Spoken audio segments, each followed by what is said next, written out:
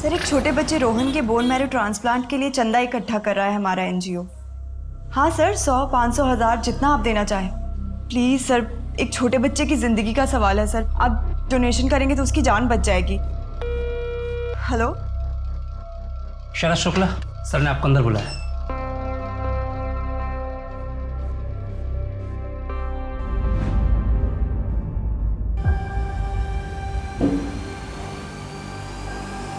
अरे आओ बैठो। शरद, 15 लाख इकट्ठा नहीं हुए, 3.5 लाख हो पाए हैं। मैंने अपनी पूरी कोशिश की। लोग डोनेशन के मामले में कतराते हैं। सॉरी मैथिली, मुझे लगता है तुम लोगों को किसी और से मदद लेनी चाहिए। कैसे? ठीक है कटारिया साहब, जितना हुआ है उतना ही दे दीजिए, बाकी हम कहीं और से ट्राई करते हैं। शरद, मैं वो पैसे तुम्हें कैसे दे सकता हूँ? तो किसी दूसरे बच्चे की जान बचाने के काम आएंगे ना। किसी और बच्चे के मतलब? वो पैसा रोहन के लिए जमा हुआ है, आपको वो पैसा मुझे देना ही होगा। मेरी बात मैं समझ सकता हूँ तुम्हारी बेबसी को। ऐसी स्थिति में इंसान गुस्सा हो जाता है। मैं चाहूँ ना तो बाकी के सारे पैसे मैं गिफ्ट में दे सकता हूँ। उसके लिए मुझे तुमसे भी एक गिफ्ट चाहिए। इसको भेज दो ना मेरे पास 1 महीने के लिए। अरे अच्छा, 1 हफ्ते के लिए भेज देना। Calm down, calm down.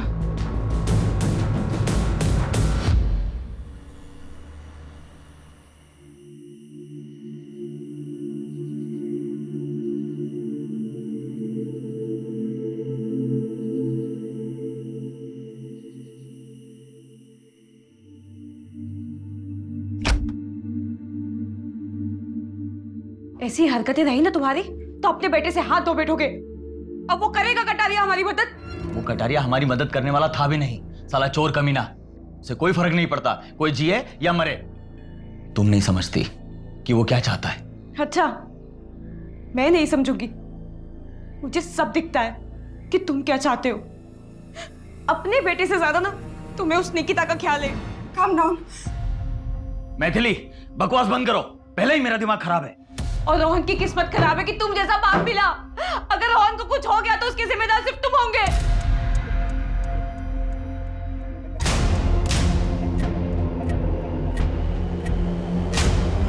अरे अरे अरे अरे अरे, कहाँ जा रहे हैं शरद बाबू?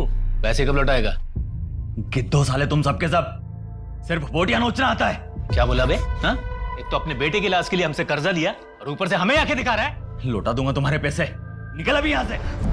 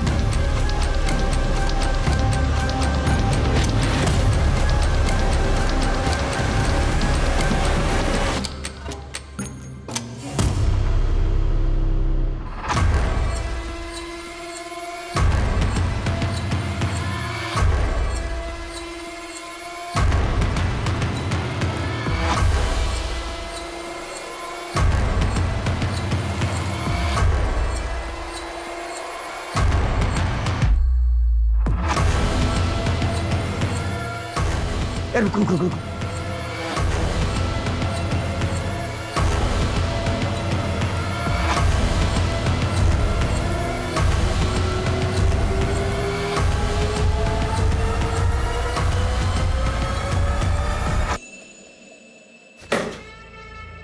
सारा पैसा ले गए। सर, पुलिस को फोन करूं क्या? यादव, इसमें हवाला का भी पैसा था। पुलिस आएगी ना तो 10 सवाल करेगी। इस पेंटिंग के पीछे पैसा मैंने रखा था और इस बात को सिर्फ मैं जानता था। तिजोरी का पासवर्ड भी मुझे पता था। तो साले ये दोनों हैं कौन?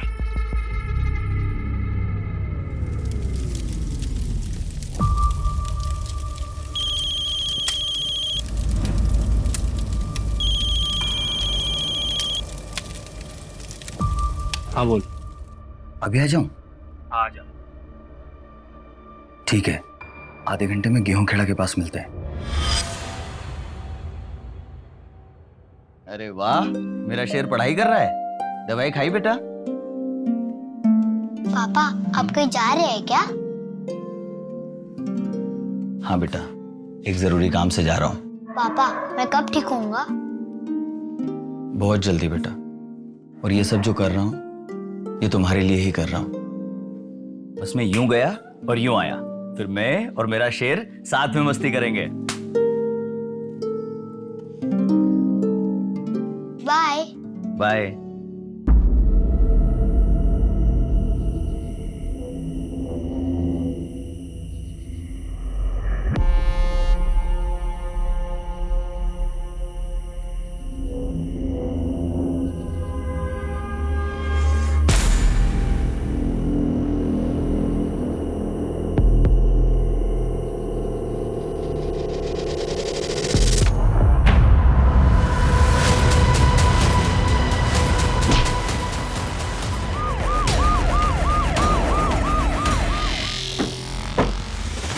आइए सर, आइए।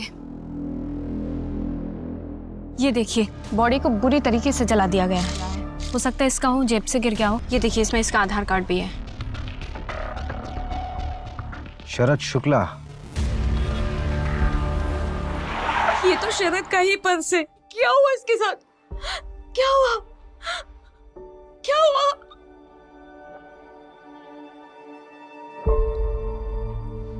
आओ बेटा, क्या नाम आपका? रोहन। बहुत प्यारा नाम है। किस क्लास में पढ़ते हो आप? तीसरी।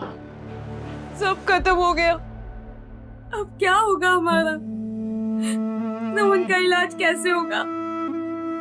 आपने शरद को आखिरी बार कब देखा था? कल सुबह जब ऑफिस के लिए गए थे, उसके बाद नहीं देखा। सर, किसने किया शरद के साथ ऐसा? पता चला कुछ? आप कौन है? जी मैं अशोक शुक्ला। शरद मेरा छोटा भाई है। था। सर, शरद एक मामूली सा एमआर था। उसके साथ ऐसा कोई कैसे कर सकता है? इन्वेस्टिगेशन चल रहा है अभी। मैथिली जी, क्या हम आपका घर देख सकते हैं? आइए, मैं दिखाता हूँ। आइए। अशोक, ये रोहन को क्या बीमारी है? कैंसर। और उसी के बोन मैरो ट्रांसप्लांट के लिए शरद पैसे इकट्ठे करने में लगा था, पर हो नहीं पा रहे थे। कितने पैसों की जरूरत है? 15 लाख रुपए। 15 लाख? तो इतना सारा पैसा जुटाने का क्या प्लान था आप लोगों का? एक एनजीओ है, एक भरोसा नाम का। सर, एक छोटे बच्चे रोहन के बोन मैरो ट्रांसप्लांट के लिए चंदा इकट्ठा कर रहा है हमारा एनजीओ। पर वहां पे बात नहीं बनी। अब कैसे बचाऊं मैं रोहन को, वो भी शरद के बिना? कल रात जब पापा बाहर गए थे, उन्होंने बोला था वो जल्दी वापस आएंगे। बस मैं यूं गया और यूं आया, फिर मैं और मेरा शेर साथ में मस्ती करेंगे। वो अभी तक नहीं आए। अंकल, आप मेरे पापा को ढूंढ लोगे ना?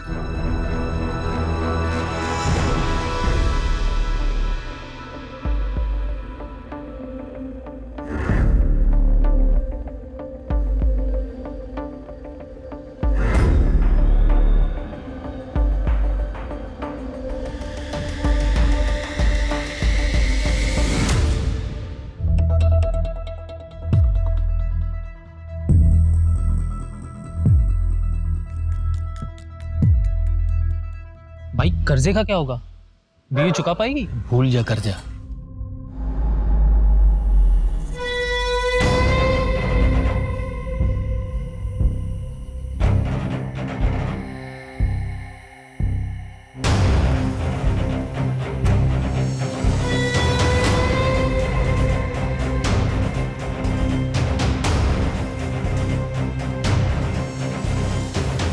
क्या हुआ?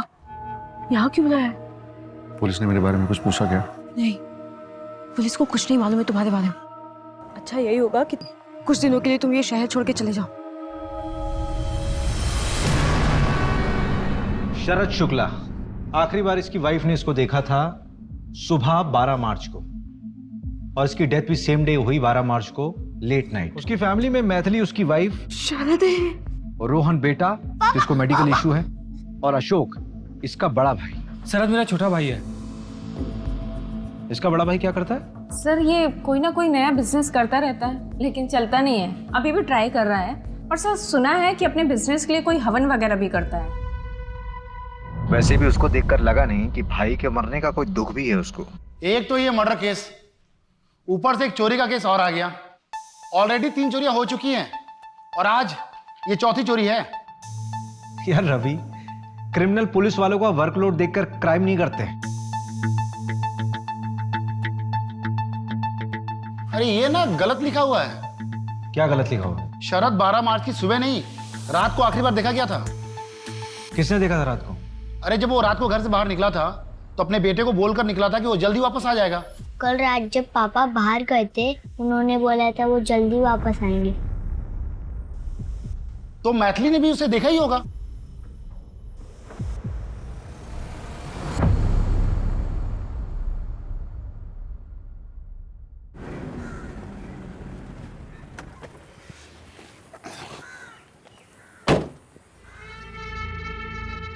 यादव, हाँ सर। वो देख सीसीटीवी, इसकी फुटेज निकलवा, कुछ ना कुछ मिलेगा। साहब वो बहुत खड़ूस आदमी है, देगा नहीं। 2 घंटे के अंदर मुझे इसकी पूरी फुटेज चाहिए, समझा तू? जी सर। जाना आप। सर जी फुटेज मिल गया। आ जाओ।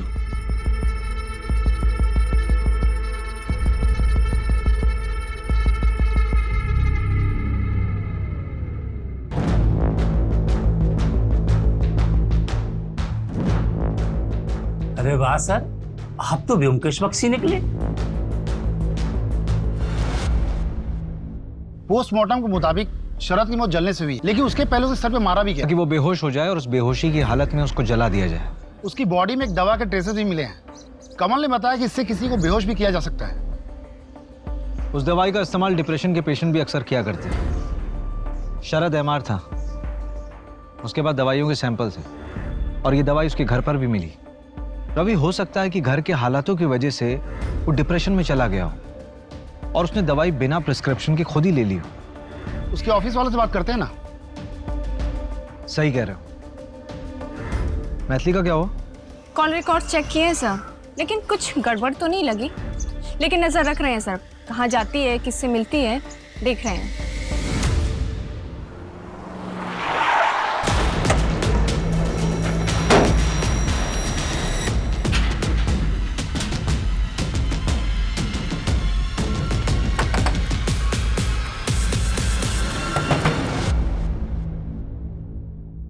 नमस्ते भाभी जी। छोड़ो मुझे, छोड़ो, सीधी खड़ी रह। छोड़ो मुझे। ये क्या बदतमीजी है? अरे भाभी जी क्यों मेहनत करवा रही हैं यादों से? बता दीजिए पैसे कहाँ हैं? कौन से पैसों की बात कर रहे हो? मुझे नहीं पता, मैंने कहा था। आपको पता था कि शरद सैंपल्स में से अपने लिए दवाइयां ले रहा था? काम तो उससे होता ही नहीं था। कोई भी डॉक्टर उससे मिलने के लिए टाइम देता ही नहीं था, और वैसे भी सारी दवाइयों के सैंपल्स उसी के पास पड़े रहते थे। लेता होगा, मुझे क्या पता उस बारे में। ऐसी दवाइयां लेने के बावजूद भी ऑफिस में वो मूर्खों जैसी हरकत करके गया है। Very good Yogesh. Thank you so much sir. Morning sir. Sir थोड़ा लेट हो गया, सॉरी सर। पूरे 50 मिनट लेट हो। सीखो कुछ योगेश से। 6 महीने पहले ही ज्वाइन किया है, एंड सी इज परफॉर्मेंस। कैसे हमारा सेल्स ग्रो कर रहा है। और तुम तो बस बहाने बनाने में पूरे हो। कभी माँ बीमार है, कभी बीबी बीमार है, कभी बच्चे को कैंसर है। ऐसे जब करोगे तुम। इसकी माँ भी बीमार है, लेकिन इसका ग्रोथ देखो। सर 47% ग्रोथ है। सर इसका ग्रोथ तो डाउन हो रहा है ना? Behave yourself. Get out from here. शरद, संभाल तेरी 2 घड़ी की नौकरी नहीं चाहिए मुझे। और तुझे तो मैं देख लूंगा साले। उस दिन से योगेश कभी ऑफिस में आया ही नहीं। हमने उसे काफी बार फोन किया, लेकिन उसका फोन ही स्विच ऑफ बता रहा है। हो सकता है कि वो शरद के डर से नहीं आता ऑफिस में। योगेश का एड्रेस मिल सकता है हमें?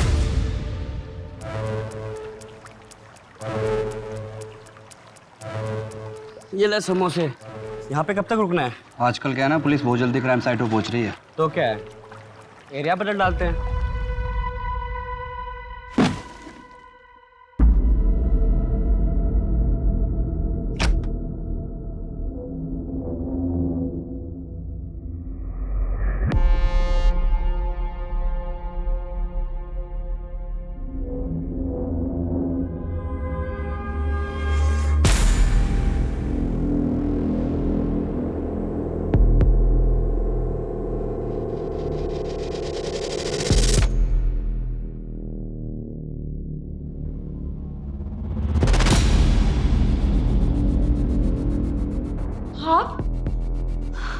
अब अंदर कैसे है? पैसे कहाँ है मैथिली? पैसों के बारे में आपको कैसे पता? आप जाइए यहाँ से और वापस मत आइएगा।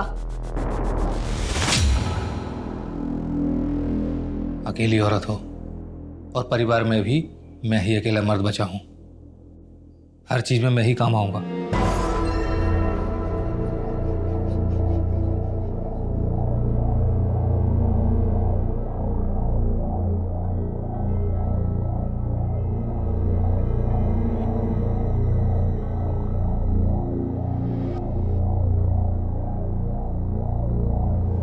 हाँ मैडम, अरे पूरी नजर बना के रखी है मैंने। अभी एक वो लेडीज वाली क्लिनिक में गई थी। लेडीज वाली क्लिनिक? गायनेक है क्या? हाँ मैडम। ऐसा कर, नाम और एड्रेस भेज। Okay ma'am. योगेश उसी दिन से गायब है इसका ग्रोथ तो डाउन हो रहा है ना। जिस दिन शरद का मर्डर हुआ।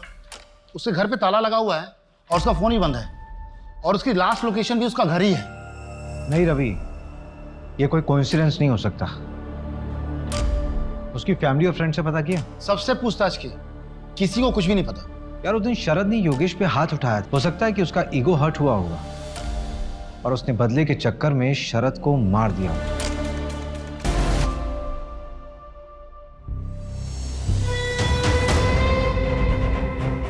बता कहाँ है मेरा पैसा? पैसा? कौन सा पैसा?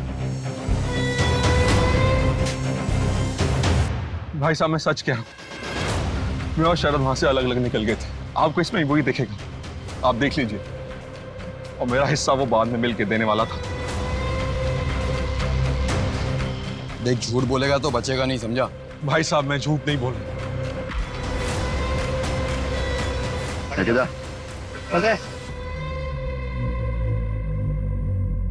सर, बीबी कहती उसे नहीं पता और एक कहता ऐसे नहीं पता। दोनों में से कोई तो झूठ बोल रहा है। नजर रखो इस पे, खुद ब खुद पैसे तक लेके जाएगा।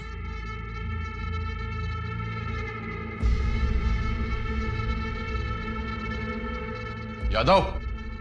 हाँ सर। ये निकिता आज भी नहीं आई क्या? साहब 4 दिन से नहीं आई, फोन भी नहीं लग रहा है। मैथिली, तुम प्रेग्नेंट थी, तुमने अबॉर्शन कराया, क्यों? मैम वो अब शरद नहीं रहे ना, तो मैं अकेले दूसरा बच्चा कैसे संभालती? झूठ मत बोलो मैथिली, तुम्हारी रिपोर्ट पढ़ी है मैंने। तुम्हारे साथ जबरदस्ती हुई थी ना, चोट के निशान थे तुम पर।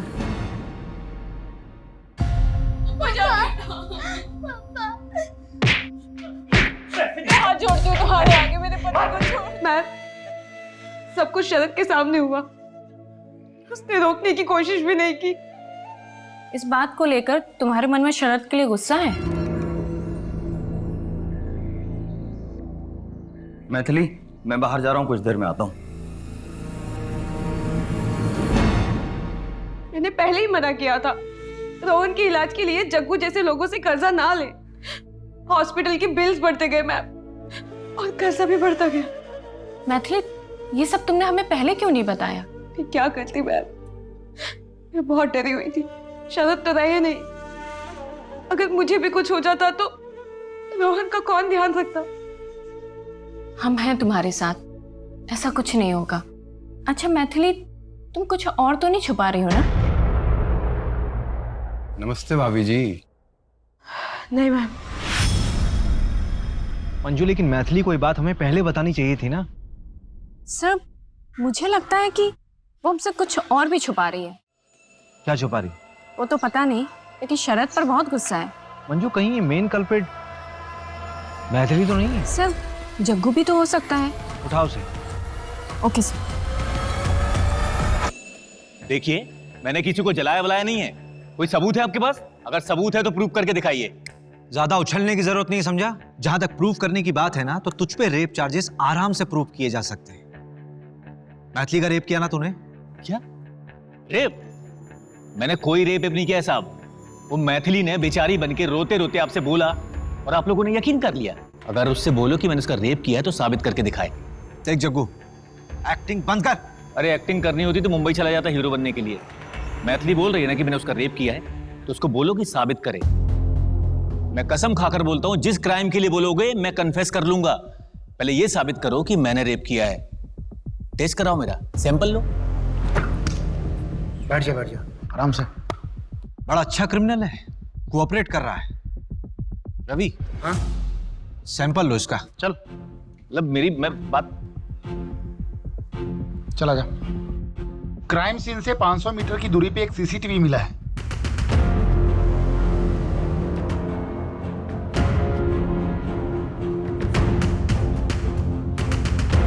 ये अरुण कटारिया है जो एनजीओ चलाता है। ये शरद के घर से निकलने के कुछ देर बाद का ही वीडियो है ना? हाँ, एक बात और, शरद ने घर से निकलने से पहले अपने बड़े भाई अशोक को कॉल किया था। ठीक है, 10 बजे मिलते हैं गेहूं खेड़ा के पास। ठीक है। पर जब मैंने अशोक से पूछा था कि शरद से कोई बातचीत हुई थी क्या, तो अशोक ने बोला कि नहीं, जबकि कॉल ड्यूरेशन 2 मिनट का था।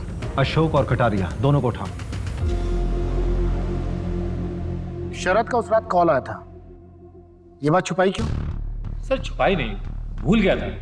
तेरा भाई मरा था, उसका मर्डर हुआ था। उस मर्डर वाली रात तेरे भाई ने तुझे कॉल किया था और तू भूल गया। तुझे क्या लगता है कि हम कल पैदा हुए हैं? देख, तू मुंह खोलेगा या मैं अपने तरीके से खुलवाऊं? नहीं, मैं बताता हूँ सर। और मर्डर मैंने नहीं किया। उस रात शरद को मेरी हेल्प की जरूरत थी, उसके बाद कहीं से बहुत सारा पैसा आ गया था। भैया मेरे पास ना कुछ पैसे हैं रोहन के इलाज के लिए, आप 1-2 दिन अपने पास रख लीजिए और आप ये बोलकर मैथिली के सामने दे दीजिएगा कि आपने कहीं से इंतजाम किया है रोहन के इलाज के लिए।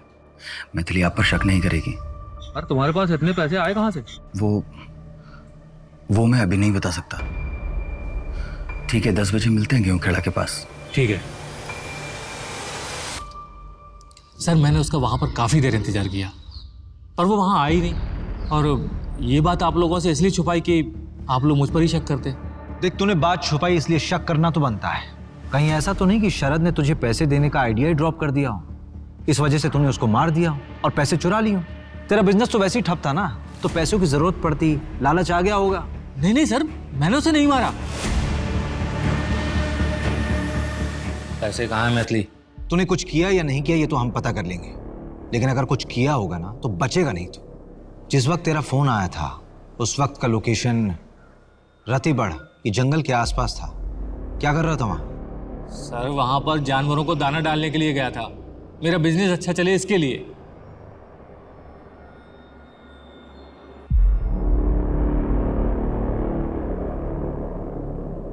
ये शरद के पास इतना पैसा आया कहाँ से होगा? यार रवि, मुझे लगता है उसने कोई ना कोई कांड तो किया होगा और शायद इसी वजह से उसका मर्डर भी हो। कटारिया कहाँ है? अरे बड़ा एटीट्यूड दिखा रहा है, कह रहा है कोई ढंग का सबूत है तभी थाने बुलाओ, वरना ऑफिस आके बात करो। अच्छा चलो फिर।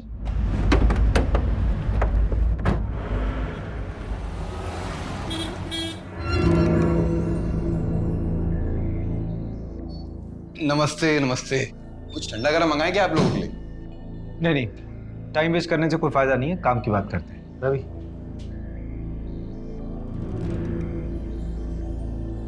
अच्छा दिख रहा हूं ना मैं? हाँ सर, एकदम हीरो। हीरो नहीं, विलेन। ये लीजिए सर। हाँ तो आप क्या पूछ रहे थे? शरद को क्यों मारा? मेरे ऑफिस से पैसे चुराए थे उसने और मारा नहीं, पीटा सर।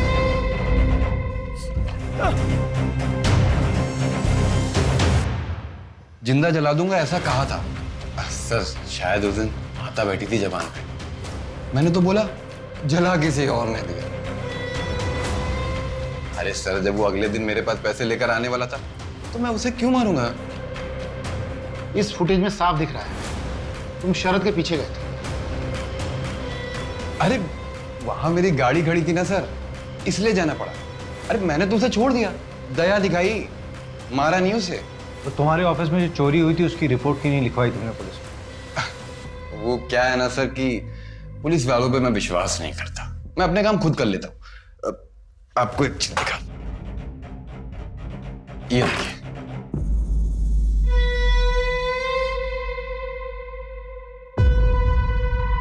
ये जो फोन में आपने फुटेज दिखाई ना मुझे, इसको इकट्ठा करने के लिए आपको 1 हफ्ता लग गया, लेकिन मैंने तो 1 दिन में इकट्ठा कर ली।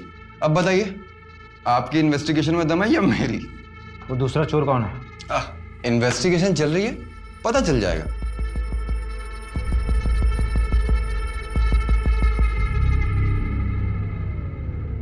इसके ऊपर ना जरूर बड़े नेता लोगों का हाथ है, वरना इसकी इतनी हिम्मत नहीं होती। योगेश अभी तक फरार है। और वो जग्गू और अशोक, उन पर तो शक करना लाजमी है। उस रात को शरद को पीटने वाला भी ये कटारिया था, और जिस हिसाब से कॉन्फिडेंटली ये बात कर रहा है, लग तो रहा है कि मर्डर कोई और होगा, लेकिन ये भी हो सकता है कि हमें बेवकूफ बना रहा हो, सारा कांड इसी का किया हुआ हो। अरे ऐसे केसेस हमारे पास ही क्यों आते हैं? पहले से हम इतना काम करते हैं। इस केस में सबसे बड़ा सवाल पता है क्या है? कि शरद के साथ वो चोरी करने वाला दूसरा आदमी कौन था?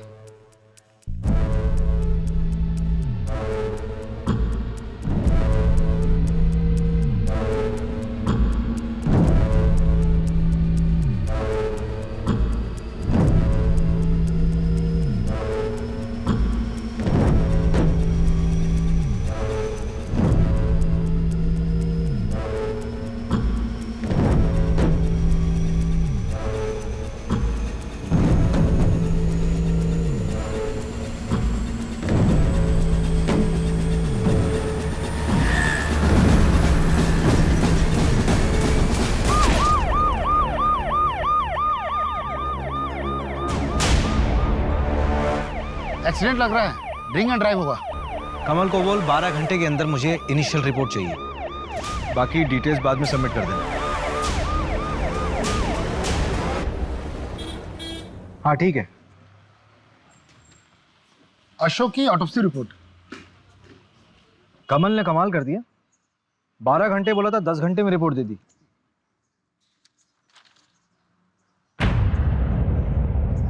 ये तो मर्डर शो कर रहा है। इस रिपोर्ट के मुताबिक एक्सीडेंट के बाद किसी भारी ऑब्जेक्ट से उसका सर कुचला गया था। इसका मतलब ये एक्सीडेंट वाली स्टोरी हमें भटकाने के लिए दिखाई गई। कहीं ये कटारिया के पैसे इसके पास तो नहीं थे?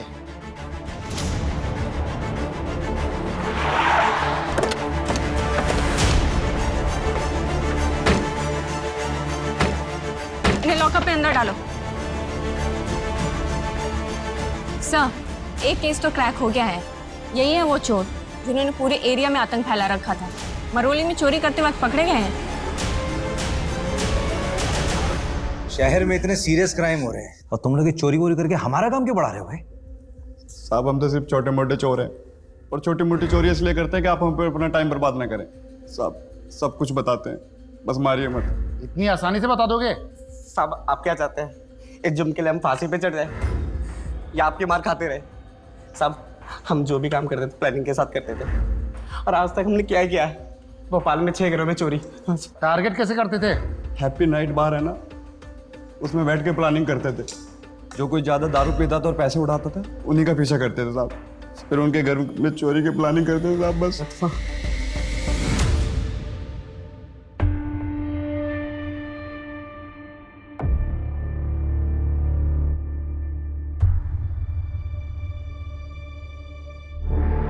सर।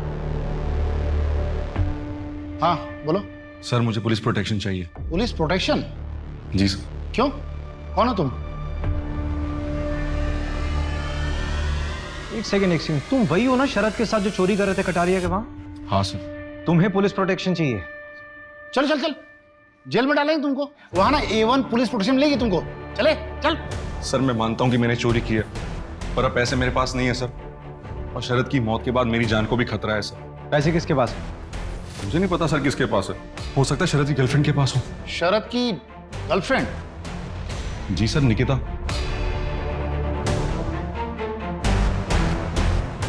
उसी एनजीओ में काम करती थी। मैथिली भाभी ने बताया नहीं आपको?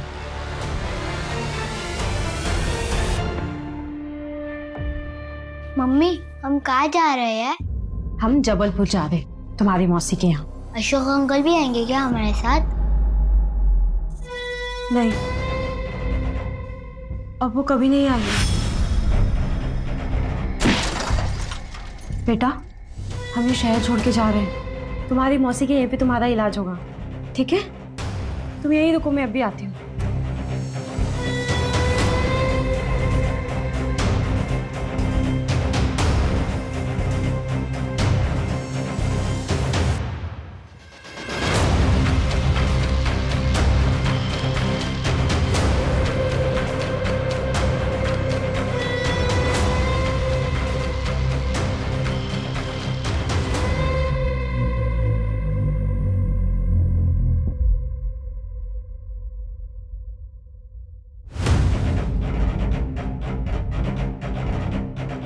ये बैग वैग लेके कहाँ जा रही हो अचानक?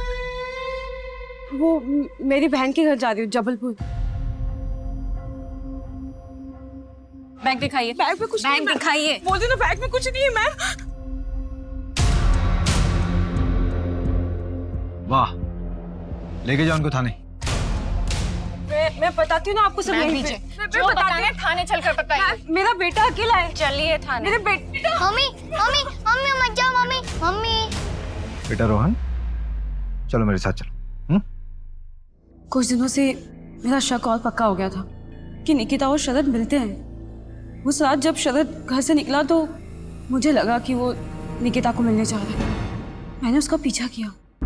उसके पास वो बैग था। शरद को समझ आ गया था कि उसका कोई पीछा कर रहा है। अचानक से डर गया वो और उसने वो बैग वहीं कहीं छुपा दिया। ये मैंने देख लिया था। मैंने बैग खोलकर देखा तो मुझे नहीं पता कि वो इतने सारे पैसे कहाँ से लाया। अगर वो रोहन के लिए लाया होता तो मुझे बताता। मुझे लगा कि अब वो हमें छोड़कर निकिता के साथ अपनी नई जिंदगी की शुरुआत करेगा।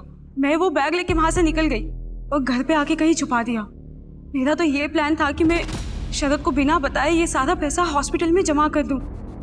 लेकिन अगले दिन आपने शरद की मौत की खबर सुना दी। तो पैसे इतने दिन छुपा कर क्यों रखे थे? हॉस्पिटल में जमा क्यों नहीं कराया? शरद की मौत के बाद मुझे मुकेश से ये बात पता चली कि उसने ये पैसे सारे कहाँ से चुराए थे। और ऊपर से वो कटारिया रोज घर पे आके धमकी देता था। मुझे मेरे पैसे किसी भी हालत में चाहिए। अगर मैं ऐसी सिचुएशन में ये पैसे हॉस्पिटल में जमा करती तो सबको पता चल जाता। मैंने बस सही वक्त का इंतजार किया और फिर अशोक भाई साहब के मर्डर के बाद मैंने सोचा कि अब यहाँ पे रहना ठीक नहीं है, इसलिए मैं ये शहर छोड़ के जबलपुर जा रही थी। क्या बात है? जिस दिन शरद पैसे देने के लिए निकला उस दिन तुमने उसे फॉलो किया। उसी दिन वो निकिता के साथ भागने वाला था। उसी दिन कटारिया ने उसको पीटा और उसी दिन उसका मर्डर हो। What a coincidence. इस क्राइम सीन लिखने वाले को तो अवार्ड मिलना चाहिए। सर 2 दिन लॉकअप में रहेगी ना तो खुद ब खुद सच बोलेगी। नहीं रहने दो मंजू, रोहन अकेला रह जाएगा। एक काम करो, उस पर सिर्फ नजर रखो। ये शहर छोड़कर फिर बाहर नहीं जानी चाहिए। योगेश के बारे में अपडेट मिला है। एक छोटे से होटल में योगेश के आईडी पर चेक इन हुआ है। बस 2 ही दिन रुका था, कल ही चेकआउट किया। रूम नंबर कौन सा था? 201। उसके बाद किसी ने चेक इन किया उस रूम में? नहीं सर।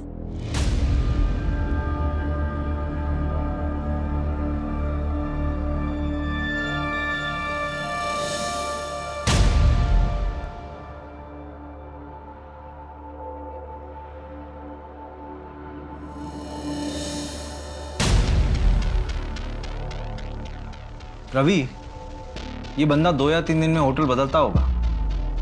बहुत स्मार्ट बंदा है।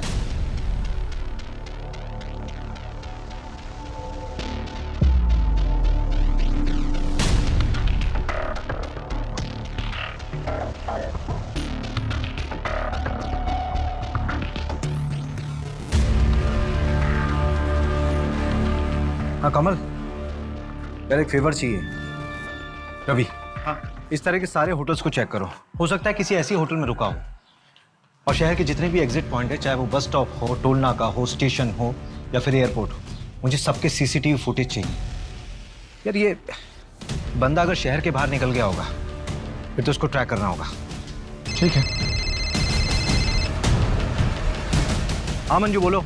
सर कटारिया की डिटेल्स निकाले तो पता चला कि इनकम टैक्स डिपार्टमेंट की इन्वेस्टिगेशन चल रही है उसके ऊपर। कटारिया के फ्रॉड्स, बड़े लोगों की मनी लॉन्ड्रिंग, सबकी डिटेल्स है इसमें। उठाओ साले को। बहुत हेकड़ी दिखा रहा था ना, निकालते हैं इसकी हेकड़ी।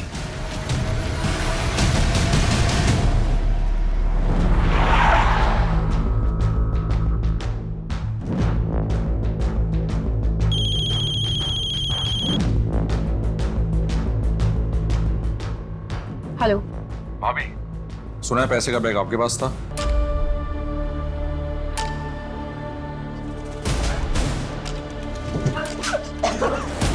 निकिता ठीक हो तुम? बैठो यहाँ पर। निकिता लंबी सांस लो, आराम से। पानी पियोगी? फोर्स और इन्फॉर्मर सभी लगे हुए हैं, एक एक होटल की चेकिंग चल रही है। वो शहर से बाहर गया हुआ है, ऐसी कोई जानकारी भी नहीं है। हाँ कमल बोल। हाँ बिट्टू बोल।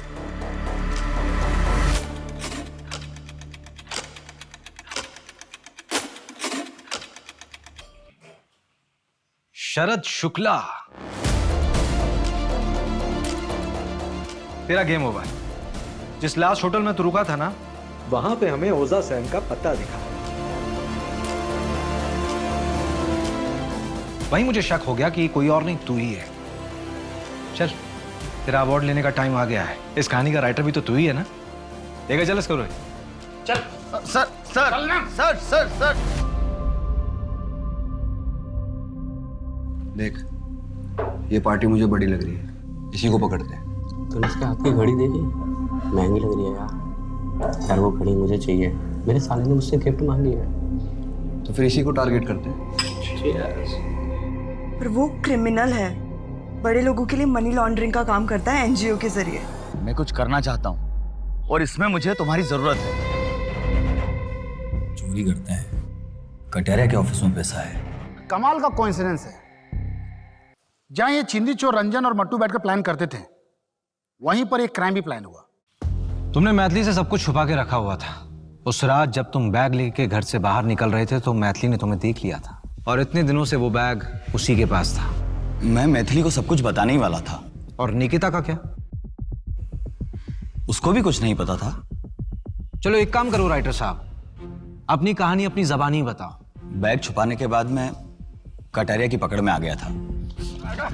पहले मैंने सोचा था कि अशोक भाई साहब के जरिए पैसा घर में आ जाएगा और मैथिली को शक भी नहीं होगा, लेकिन कटारिया को पता चल जाने के बाद मुझे अपना पूरा प्लान चेंज करना पड़ा और कटारिया मेरा पीछा नहीं छोड़ता, इसलिए मुझे अपनी मौत का नाटक रचना पड़ा।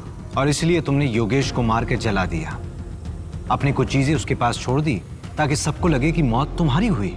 गलती हमसे भी हुई है, हमें लाश का डीएनए करवा लेना चाहिए था। शरद तू? भाई अंदर बैठ के बात करते हैं ना। शरद बहुत बुलाई तूने यार। चल यार बहुत। भाई मैं 1 मिनट में आया वॉशरूम से। अरे कहाँ जा रहा भाई? रुक। बस आ रहा। अरे कहाँ जा रहा है? बैठ ना। अरे यार, उसकी शराब में मैंने ओजा सैन मिला दी थी ताकि उसे होश न रहे, फिर मुझे उसे मारना पड़ा। मेरे पास कोई चारा नहीं था। अपने बेटे को बचाने के लिए मुझे दुनिया के सामने मरना ही होगा। फिर मैं उसे वहां ले गया और आग लगा दी।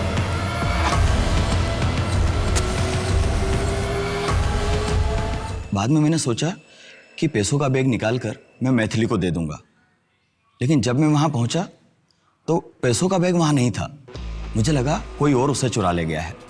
उस रात मैंने अशोक भाई साहब को फोन पर यह बात बताई थी, तो मेरा शक गया कि शायद पैसा उन्होंने चुराया है, और इसीलिए तुमने अपने सगे भाई को भी नहीं छोड़ा, मार दिया उसे। मैंने चोरी की, पर मुझे लगा कि इससे रोहन की जान बच जाएगी और मैं जेल भी नहीं जाऊंगा, और फिर कभी न कभी हम एक परिवार की तरह फिर से मिलकर रहेंगे किसी और शहर में। मैं तुम्हारी मजबूरी समझ सकता हूँ शरद। एक बच्चे की जान बचाने के लिए, खासकर अपने बच्चे की जान बचाने के लिए इंसान किसी भी हद तक जा सकता है, पर जुर्म तो जुर्म है। योगेश भी किसी का बेटा था और अशोक तो तुम्हारा भाई था, तुम्हारा सगा भाई।